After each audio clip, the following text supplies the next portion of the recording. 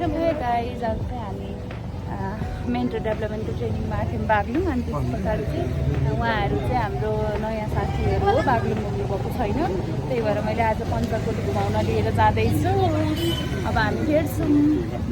हामी चाहिँ 6 जना भएको भएर 2टा ग्रुप गरेर बस्यौँ एउटा ग्रुप चाहिँ जानु भइसक्यो साथी म चाहिँ बस्छु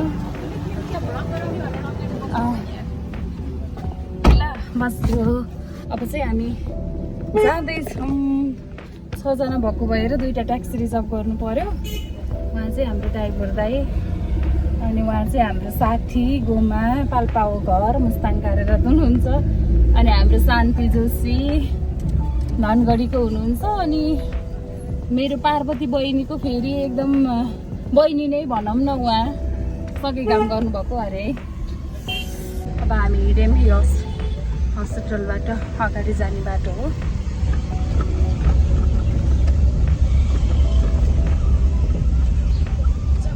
बाग्लुङ बजार मेरो ब्लगबाट यदि घुम्न आउनुभएको छैन भने पनि घुम्न आउनु होला रमाइलो छ हाम्रो बाग्लुङ बजार राम्रो छ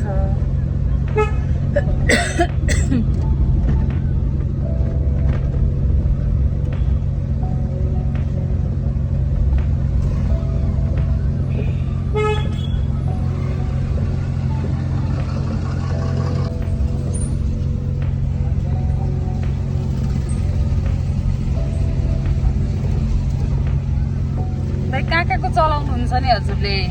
मतलब कुन रुट चलाउनुहुन्छ हजुर ए त्यस्तो त्यो कुसमाको जस्तो लागिरहेको छ नि पोखरा त्यस्तो त्यस्तै हो हजुरले नि ठिकमा बाग्लुङबाट पोखरा गएको कति लिनुहुन्छ एउटा ट्याक्सीको 3000 हजुर त्यसमा 3 जना मिलेर गयो 1000 हजुर बाग्लुङदेखि हजुर कस्तो लागेछ घुम्दाखेरि भनिदिनुहोस् पहिला माथि जाम फर्स्ट टाइम आएको एक्साइटमेन्ट छ कस्तो होला के होला होइन कस्तो लागेछ होला पहिलोचोटि घुम्न जाँदैछौँ ट्रेनिङको साथसाथै घुम्न पनि पाउँदाखेरि धेरै खुसी अनि आज बिजी पनि थिएन सेड्युल खास चाहिँ अनि एकदम पिस भएको थियो कि उसमा पनि क्लासमा पनि भनौँ न त्यही भएर अनि म्यामहरूले हामीलाई छिटो पनि छोडिदिनु भयो घुम्न पनि पायौँ र अर्को ग्रुप साथीहरू चाहिँ यो ट्याक्सीमा अगाडि हुनुहुन्छ बाँकी चाहिँ हामी यता छौँ हजुर पञ्चकोटको विशेष त भनिदिँदै हुनुहुन्छ हामीलाई दाइले अनि त्यहाँ उहाँले ध्यान गर्दाखेरि राति सपनामा त्यो ध्यानमा यस्तो यस्तो गराइ यस्तो हुन्छ राम्रो हुन्छ पर्यटकीय क्षेत्र हुन्छ भन्ने त्यो के आयो ध्यानमा होइन त्यस पछाडि अनि पछि बनाउनु भएको उहाँले बनाउनु भयो अनि आएर को नाम के अरे उहाँ बनाउने मुक्तिनाथ बाबा मुक्तिनाथ बाबाले बनाउनु भएको उहाँको जन्म थलो नै उहाँ जन्मेको ठाउँ नै अनि उहाँको एक्लो लगानी हो पञ्चकोटलाई होइन त्यो त धन्यञ्चल हो जस मेन उहाँ हुनुभयो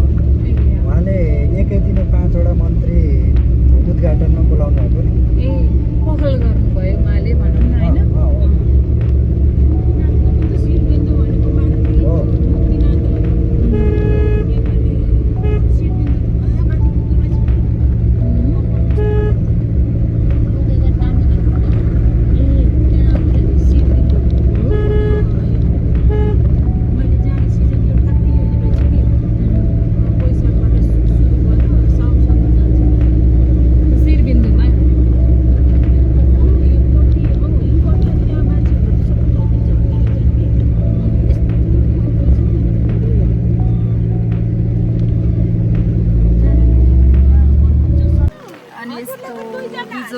यस्तो बिजोग भयो होइन एकजना यता आउनु भयो नि हुन्छ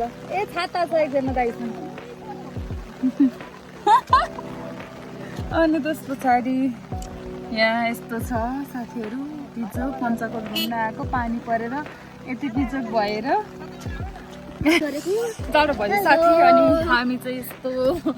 पानी परेर छाता उड्दै हिँडेछौँ अनि यस्तो बिजोग छ साथी केही भन्नु छ हजुरलाई केही फर्स्ट छैन टाइम आएको पञ्चकोट एक्सपिरियन्स भइरहेछ हामी भिजिरहेछौँ के भइरहेछ मेमोरी हुँदैछ अगाडि नि त्यस्तो छ मेरो त चप्पल नि सुट्न लागिसक्यो साथी अनि अगाडि पनि त्यसरी हिँड्नुपर्छ पञ्चकोट आइपुग्यो पञ्चकोट यस्तो छ साथीहरू हेर्न सक्नुहुन्छ गाइजहरू हेलो गाइज पञ्चकोट हेर्न सक्नुहुन्छ कस्तो राम्रो थियो नि पानी परेको मौसममा म त जाडो भयो पञ्चकोट घुम्न भनेर आएको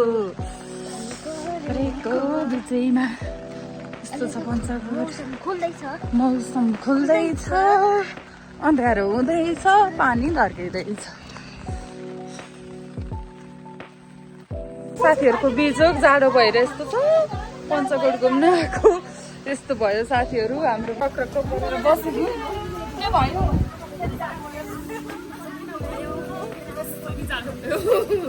फर्क्यौँ हामी थ्याङ्क यू सो मच दाई पानी पर्यो त्यही पनि प्लास्टिकहरू के मिलाइदिनु अरेन्ज गरिदिनु भयो दाईले अनि साथीहरू सबैजना भिज्नु भयो म त झन् चप्लाङ चुप्लुङ्गै बस्छु है अब हामी चाहिँ फर्क्यौँ गाई अनि हामी पञ्चकोटबाट आएर यस्तो भिजेर गयौँ जाडो भयो अनि त्यसैजना चाहिँ अब खाजा खान लाग्छौँ अनि के भयो अब फुलफिल भयो कि भएन पञ्चकोट घुम्ने भयो ह्याप्पी छ पानी लिएर रमाइलो पनि भयो दुःख पनि पाइयो अनि यता के छ भन्नु दुःखमा रमाइलो भयो अनि उता